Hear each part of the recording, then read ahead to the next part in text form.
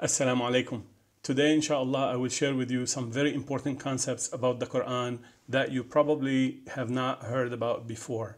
Some of these concepts I will share with you today. They will be perhaps unacceptable to some, and some may consider them controversial, and some even may consider them offensive. I beg you to listen to this segment all the way to the end, because I promise you, you will discover some amazing things about the Quran that you probably will need to learn and would be very happy to hear about. Today we will talk about the king in the story of Prophet Yusuf, which is the story that's told in the Quran in chapter number 12, named also Surah Yusuf. The same story is in its appearance available also in the Bible, in the Old Testament according to the Christian Bible, or the Sansino Chumash according to the Jewish currently circulating version of the Torah. Now, in the Quran, Allah subhanahu wa ta'ala refers to the king in association with the story of Yusuf, whereas in the Bible, most versions, especially the older ones, are adamant that it was a pharaoh who dealt with Yusuf. No mention of the king in some of the older versions of the Old Testament, of the Bible. Now, in the 1850s approximately, there were some historical digs, and they discovered that the people who occupied Egypt or Misr, which is the land where Yusuf lived at that time, the people who occupied Egypt during that time were tribes from the Middle East approximately, or the upper Middle East, and they were referred to as the Hyksos. They referred to their ruler as the king. This information was not known to any human being before the mid-19th century when these digs happened. As a matter of fact, they discovered that the Hyksos occupied Egypt for approximately 160, 170 years. We're not really sure, because the Egyptians, the pharaonic Egyptians who kicked out the Hyksos after that period, worked very hard to remove all traces or any historical references to the Hyksos having occupied Egypt. It was only by coincidence that some of the discoveries were unearthed in the mid-19th century. Now, this fact is very, very relevant and crucial, because this information was not known at the time of Prophet Muhammad ﷺ, or the time when the Quran was first revealed to him, which was 1400 years or more ago.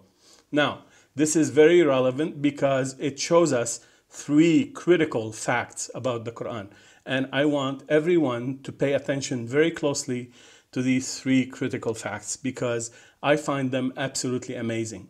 The first fact is that the Quran included this historical, accurate fact describing the ruler of the Hyksos who dealt with Yusuf at that time as the king. Throughout the whole story, from the beginning till the end, it was the king. The king said this, the king did this, the king asked for this, etc. Never Pharaoh or Pharaoh, even though there are many other references in the Quran to Pharaoh, the Pharaoh who dealt with Prophet Musa, for example.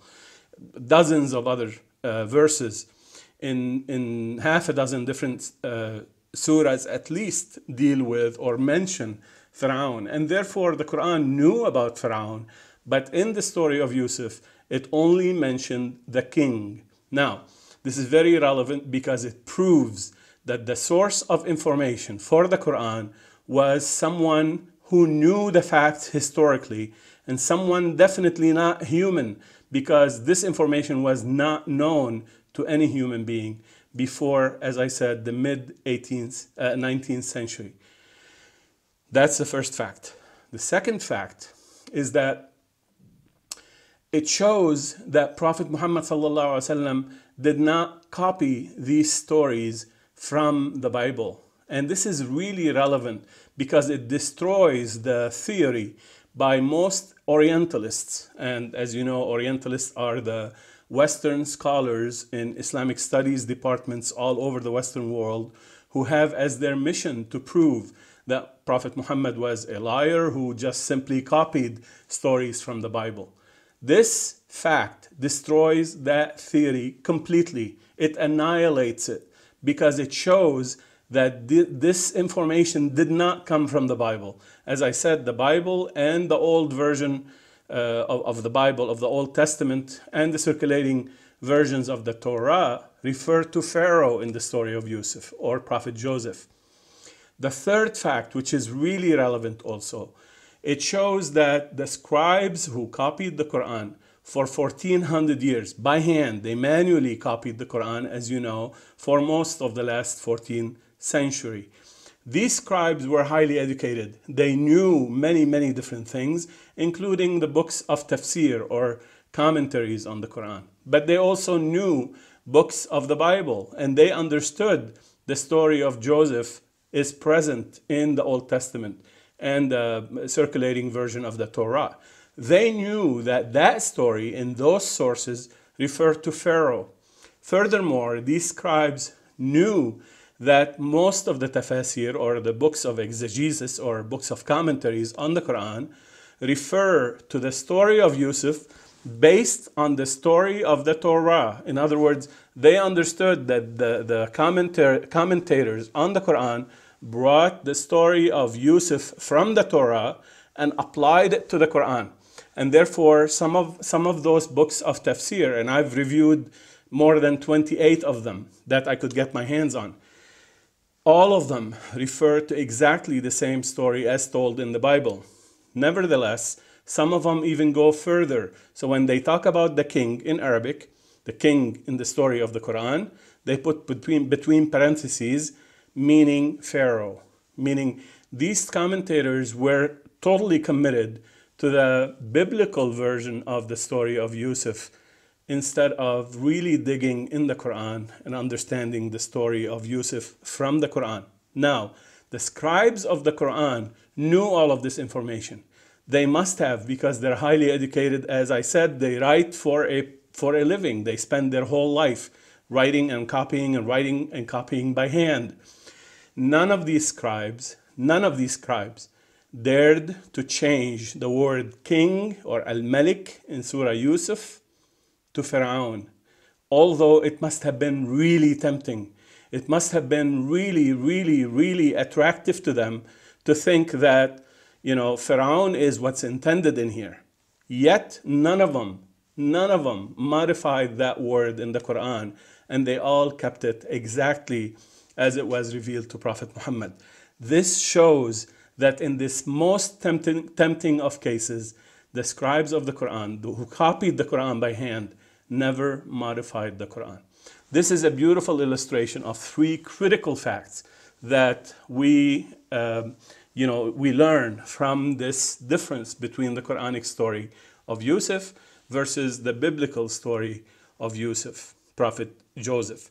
Now, there's a lot more. As it turns out, the Quranic story of Prophet Yusuf is dramatically different than the biblical story. Dramatically different. It is much more relevant, it's much more mature, it's much more insightful, it's much more educational. It is not done for entertainment of the Prophet ﷺ or condoning the Prophet during his time of sadness, as they said, or for his entertainment. None of that. Inshallah, in a future series, I promise you, we will release a series of video segments to detail the Quranic story of Yusuf, which is dramatically different than what we were told. Unfortunately, this leaves us with a very important realization that most of the books of tafsir copied in their interpretation of the Quran stories from the Bible and applied them, forcefully fitting them over what the Quran said. We shall show you that the Quranic stories of Prophet Yusuf and also Prophet Musa and many other prophets, as we shall see, are dramatically different than those that the Bible or the Torah told us.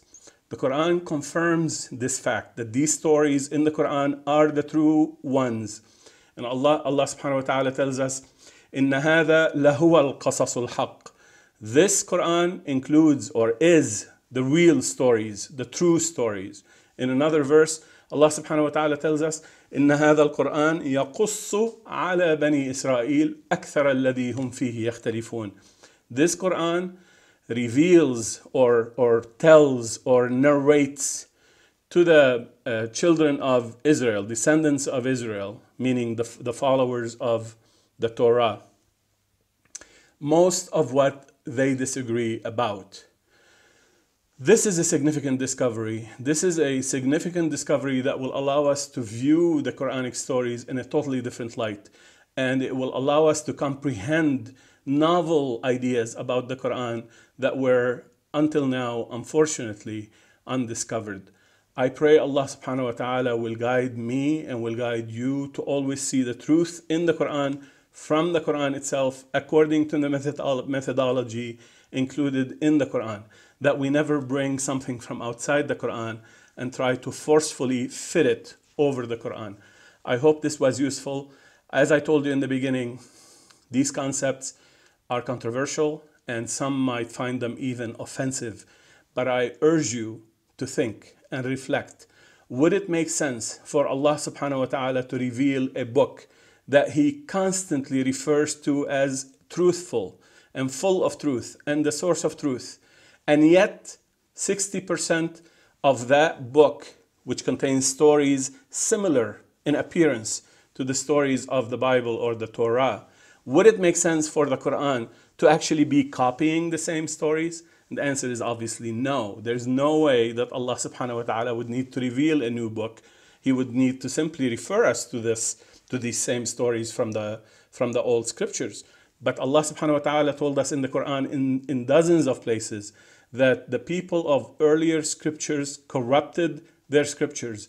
And these original scriptures were lost. During the time of Prophet Muhammad sallallahu alaihi wasallam, these scriptures were already corrupted. And the Quran made several mentions to this fact. And therefore, the stories in the Quran could not have possibly come from the corrupted older versions of the scriptures. I hope this was very useful to you, very insightful. And I ask Allah subhanahu wa ta'ala to always shed the light of truth through our heart so that we see with fresh eyes, with eyes of truth and eyes of submission to the word of Allah subhanahu wa ta'ala in the Quran. Thank you very much for watching.